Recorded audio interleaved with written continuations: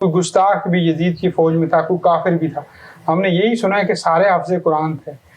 Categories کو اگر بانٹا جائے تو مجھے یہ فرمائیے گا کہ اتنا ظلم، اور وہ بھی اپنوں کے ہاتھوں ظلم، اتنا ظلم کہ 4000 فوجی صرف اس لیے لگا دیے کہ پانی نہ مل سکے.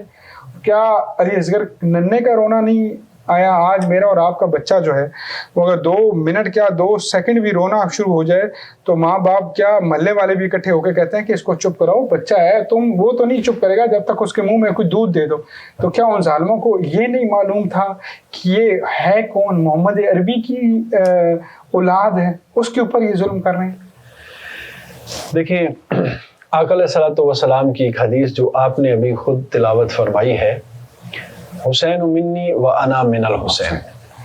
پہلا حصہ جو ہے حسین منی، حسین مجھ سے ہے، یہ سمجھ آ جاتی ہے، عام فہم بات ہے کہ حسین مجھ سے یعنی میری اولاد ہے. و انا من الحسین، میں حسین سے، اس کی سمجھ نہیں آ رہی.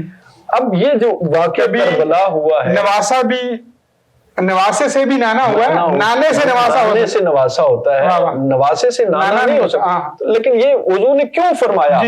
وجہ یہ ہے کہ آپ کربلا کا جو آپ سینیریو بیان کر رہے ہیں کہ اتنا ظلم اپنوں نے مارا، اتنے ظلم کے ساتھ مارا، تو وجہ کیا تھی؟ حضور نے جو فرمایا کہ حسین منی و انا من الحسین، حسین مجھ سے ہے اور میں حسین سے ہوں.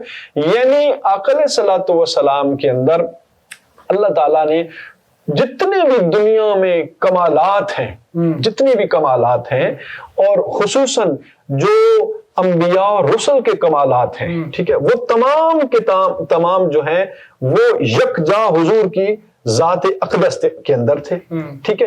لیکن ایک کمال جو ہے وہ نہیں ہے. وہ کیا؟ وہ شہادت. شہادت، حضور شہید تو مطلب جنگ میں نہیں ہوئے نا، ٹھیک ہے، کسی جنگ میں وہ ہو بھی نہیں سکتے تھے کیونکہ اللہ نہیں چاہتا کہ کسی دشمن کے ہاتھوں میرے محبوب، ٹھیک ہے، شہید ہو. تو وہ جو شہادت کا کمال ہے وہ حسین سے، حسین کی شہادت پھر اتنی اعلیٰ ہونی چاہیے کہ جتنا اعلیٰ رسول ہے، جتنا اعلیٰ رسول ہے، تمام نبیوں کا سردار، تمام کے کمالات کا جو منبع ہے وہ حضور کی ذات ہے. تو پھر حضور کی شہادت بھی پھر اتنی کمال والی ہونی چاہیے تھی نا کہ 3 دن بھوکے پیاسے بھی رہیں، جلا وطن بھی ہوں، بچے بھی شہید ہوں، بھانجے بھی شہید ہوں، اور بھتیجے بھی شہید ہوں، بھائی بھی شہید ہوں، اور پھر بھی حسین یہ کہے کہ یا اللہ یہ تیرا دیا ہوا ہے، تیری راہ میں کیا تو راضی ہے، یا اللہ کیا تو راضی ہے.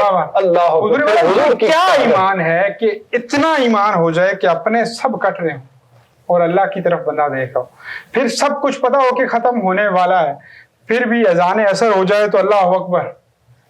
پھر وہ جسے کہتے ہیں تلاوت بھی اس وقت کرنا جب پتا ہو کہ بس یہ آخری وقت ہے. یہ محبت اللہ جو ہے یہ کس چیز کی متحد تھی کہ سب کچھ تو دنیا میں مل چکا تھا، اعلان یہ بھی ہو چکا تھا کہ یہ جنت کے سردار ہیں اور کہنے والے میرے آقا تھے، کچھ بھی نہ کرتے تو جنت کے سردار تھے. فرمائیے گا کہ یہ اتنے بڑے ٹائٹل کو ڈیفینڈ کیسے کیا؟ عشق جو ہے نا، عشق یہ بڑے بڑے رنگ دکھاتا ہے.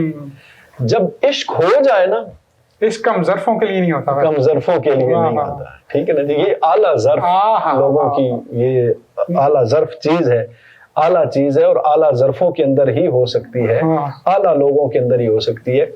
خدا سے اتنا عشق کہ پھر اس کے سامنے یہ بچے شہید ہو جانا، بھانجے شہید ہو جانا، بھتیجے شہید ہو جانا، بھائیوں کی لاشیں پڑی ہونا، عباس جیسے نوجوان بھائی کے بازو کٹے ہوئے ہونا، سکینہ جیسی معصوم بیٹی کی پیاس کا سامنے ہونا، اور پھر بھی اللہ کے سامنے سر سجدے کے اندر رکھ کر اللہ کی بارگاہ کے اندر آخری سجدہ کرنا اور سر تن سے جدا ہونا.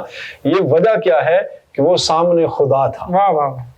عشق کی اس انتہا پر تھے کہ سامنے محبوب نظر آ رہا تھا، کہ جب محبوب نظر آ رہا ہو نا تو پھر وہ ایک یوسف کو دیکھ کے مصر کی عورتیں جو ہیں وہ اپنی ہاتھ کی انگلیاں کاٹ دیں اور ان کو محسوس نہ ہو، اور جس کے سامنے یوسف کا خدا ہو، واہ واہ واہ واہ واہ، ٹھیک ہے، خود مصطفیٰ ہو، جس کے سامنے خود مصطفیٰ ہو، اللہ اللہ تیرا سجدہ اے شبیہ مصطفیٰ جیسے ذات پیغمبر ہو بہو سجدے میں ہو، جیسے خود ذات پیغمبر ہو بہو سجدے میں ہو۔